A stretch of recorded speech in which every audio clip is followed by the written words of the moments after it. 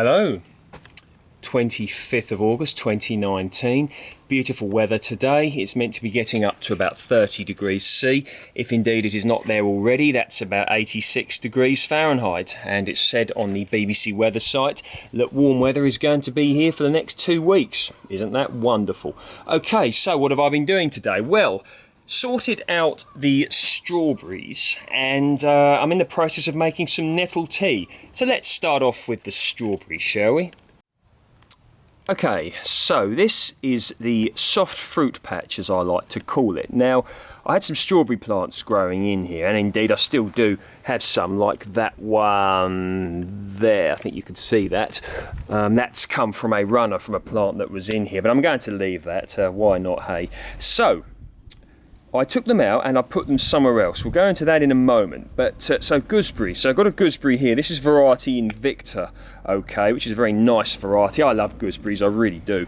So here and here as well, gooseberries. Now, one good thing that I feel really good about is I did my bit for nature this year with regards to feeding of the birds. The pigeons really enjoyed my gooseberry crops, so I'm really happy for them that they enjoyed that, and that's good. But next year what I'm going to be doing is covering them with some sort of netting or something, or maybe even building some sort of a little cage here with maybe wire netting or some sort of wire, whatever. But yes, so that's what's going to be happening here. And they put out a lot of growth, so I may even be able to take some cuttings here.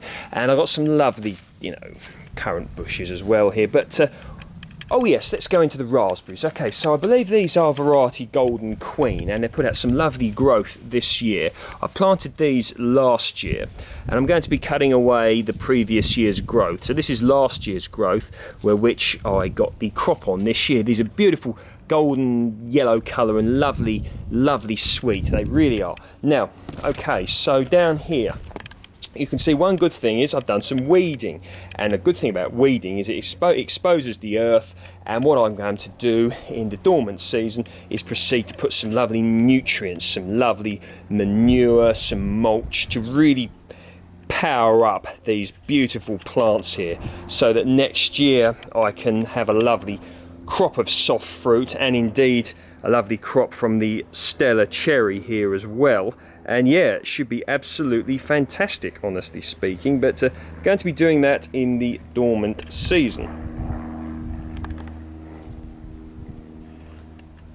Okay, here are some strawberry plants. Now these are variety Cambridge Favourite, and a lovely variety. I truly love these. I'm keeping with just one variety at the moment, simply because I want to know what I'm growing. So a lot of these, or some of these, came out of the soft fruit bed. Some of them were already in containers. There's another one to the right. We'll go into that in a moment.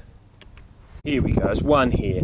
And what I've done is I've potted up some of these little cuttings here. Now, the way that I take cuttings, okay, is the plant will put out a runner like this, like so, and what you then do is you get, say, a pot of growing medium, multi-purpose compost will do. I've used garden soil. They're relatively excusez-moi, relatively easy to root, and you simply put it in, and you can use a stone to keep it down, or one of the little pegs, clips, and keep it in the soil like that. And then what I proceed to do is, so you'll get one runner coming off of a plant, say for instance that one, and the following ones I don't root those. I only take one, because that will be the strongest, because I was informed years ago that the further away you get from the mother plant, the weaker the cuttings, the runners, become. So take the first one and then cut them off after, and let them root. Keep them moist. Don't cut them away from the mother plant too early, simply because they need the nutrients, okay, and that's quite an important thing. So taking runners for strawberries is a great thing to do, and more here. Now, I dug up some of these today from the soft fruit bed, and I'm going to say it's not the best time of year to do it, particularly on a very warm day like today. Generally best waiting until sort of October, maybe even into November before you go and do it. But the reasons why I've done it today was I have to do things when I get the time to do them, as the majority of you out there will have to as well. I wanted to do it today, and I want to give these a good chance to establish this year, and hopefully this warm weather will help them do that and be ready for a beautiful crop next year. I'm going to be putting these in the polytunnel the early part of next year, so that they get a little bit of an early start, but they can keep them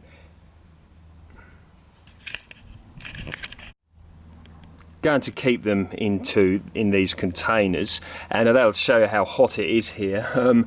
I just got the camera here just cut me off because said the internal temperature was too warm. So there we go. I mean, this south-facing wall here, this really does get some heat, which is one reason why the plants love it here so much. Anyway, yes, so I'm going to be, just looking after these very well, using a lot of liquid seaweed feed, really, taking my time in order to get good quality crops, because I've done a lot of the groundwork now, and a lot of it was a mishmash, but now I've got to where I've got. I know what I want to sort of specialise in, if you will, so I'm going to really continue with this. So yes, quite happy with how them strawberries are. So there's probably about 20 odd plants all in all, including the other ones, so hopefully next year I should get a beautiful crop. Okay, so continuing with the theme of strawberries, I know I mentioned I've only got one variety at the moment. Before, I have had lots of different varieties and all that, and I used to take runners, but I found that with being busy and all that sort of stuff, and to a degree at certain times negligent, got to be honest about it, I wasn't always that good at labelling what I took, so I ended up with varieties all over the show. So one reason I've kept it simple with just Cambridge Favourite is so that I know if I'm going to take any runners, I know what I'm propagating. I think certainly once you're beyond the beginner stage, it can be very much worthwhile knowing what you're growing with regards to variety, particularly if you intend to swap with other gardeners, or you're going to continue things, like I intend to continue taking strawberry cuttings down the line from those plants, and then from the corresponding plants. Nice to know what you're growing. But I am going to be getting a variety called Autumn Royal. What am I talking about? Royal Sovereign, and that's an old variety, and it's not the heaviest cropper, but the crop is meant to be absolutely beautiful tasting. So that's indeed what I'm going to be getting. So that's one of the new projects on the way. Okay, so the grapes every time I look at these, are looking more and more close to being ready. Now these are Autumn Royal. Look at Oh, they're going to be lovely, they are. And down there as well.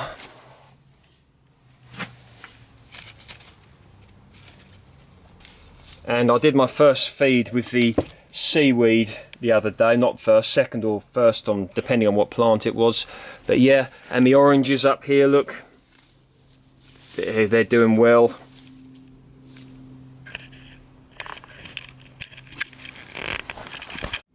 Got cut off again. Internal temperature too high. Okay, so here we go. Now what I'm doing here is I'm in the process of making some nettle tea. Now I had this water butt kicking about for ages, and I knew I'd use it for something one day. The tap down there was leaking, so I managed to fix it by using something to fix it with, and what I'm using it for is to create nettle tea. So you see that in there, look, put that in there, and this has got a lot of nettle tea's got so many nutrients in it, got a lot of nitrogen, potassium, I think, some nitrogen and magnesium. I think they're the main ones. But just have a look, do a bit of research on it. But it's very easy to make, and I've done it before. All you do is, get some water in here and chuck your stinging nettles in, and then by next year this should be very, very nutritional indeed for the plants. Now, I always make sure that the lid is on this, like a twist, it's like a turning lid.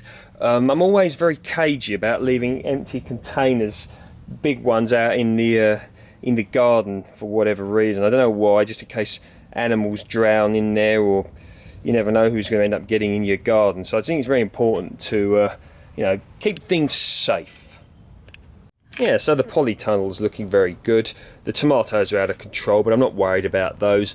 I'm going to be turning this polytunnel here over largely to permaculture as time goes by. So these tomato plants, when they're ripened, they're going to be gone when the fruit has ripened, and I'll then be composting the plants. And next year, I'll be having all sorts growing in here. So we've got the peach already, we've got the orange, we've got the tea plant, the coffee plant is just doing really well down there, and this here is spinach that I'm growing in this container. And what I'm going to be doing over the winter period is having containers down here, or I might even put them in the ground, containers of things like spinach, kale, chard, just good croppers over the colder months. And like here, I might even put some of these beetroot in. And you may remember I set these, it might have been a week or so ago. I've got Swiss chard, kale and spinach here. So crops in waiting. I've told you about the importance of doing that before.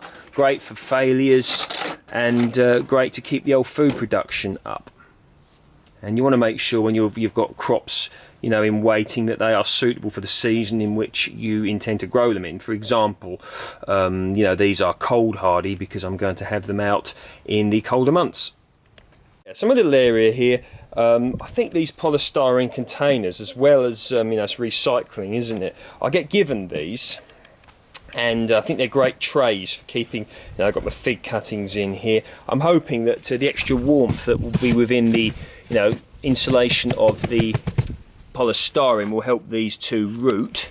And here I've got my cuttings here. You've seen them before, and the yuzu is proudly making its first ever fruit. So lovely there. I didn't grow these myself, I was actually given these, and petunias, lovely flowers, nice to add some colour, and the bees love them as well. So the vegetable bed is as is, and I've got my kale under there. I don't need to show you, but this is one thing that you may be interested in. This squash is just going from absolute strength to strength. I mean, doesn't that just look amazing? Look, you see how big that is. And I've got more squashes coming here, look. Look at that. So this squash here, I intend to leave this. Well, the temptation is to take it inside and cook it. I'm going to leave this in order to save some seeds for next year. Sorry people, but I've got to show you some of my pears.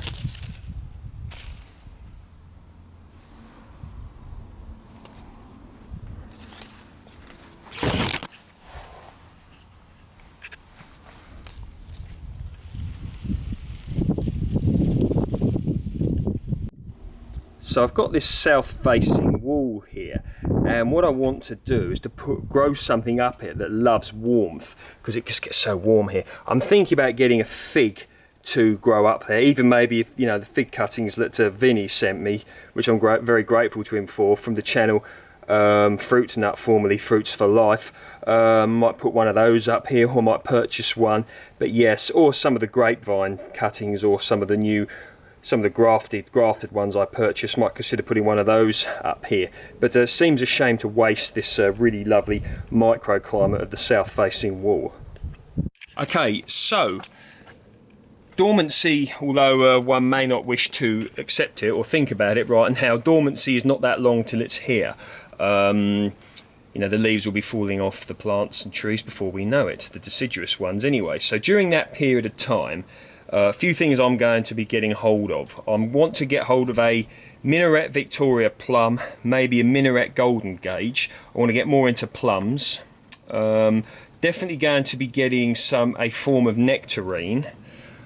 Probably, well, I'm not sure exactly what variety yet, but I'll be doing a bit more research into that. Another peach, probably a donut peach, just for, curiosity really, and maybe some form of less commonly grown plant here in the UK. So the two I'm thinking of is a quince or a medlar.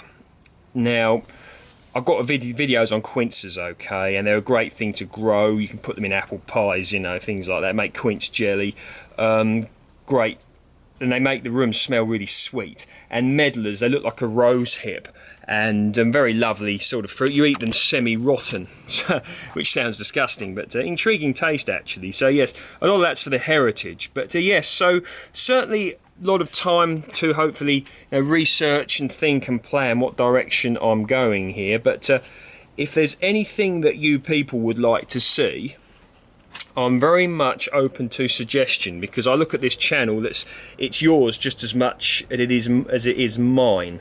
So anything that you would like to see, please feel free to comment, post down below.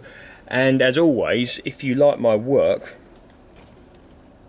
please feel free to like, share and subscribe. But I'm quite excited at the moment and quite optimistic actually, just to